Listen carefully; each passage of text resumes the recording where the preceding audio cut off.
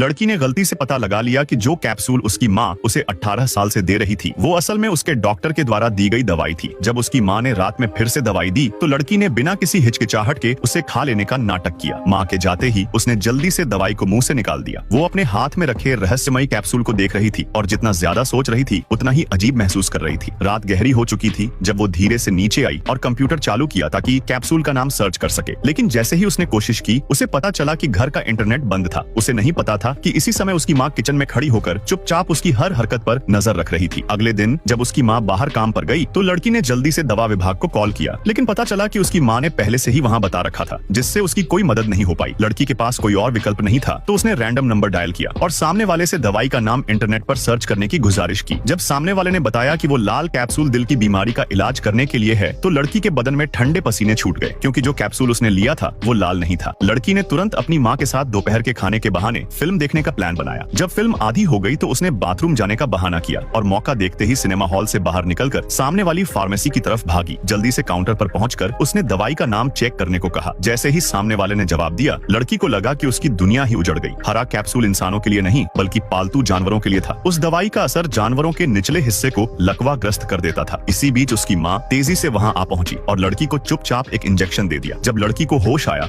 तो उसने टेबल पर खाना रखा देखा। वो तुरंत दरवाजा खोलने दौड़ी।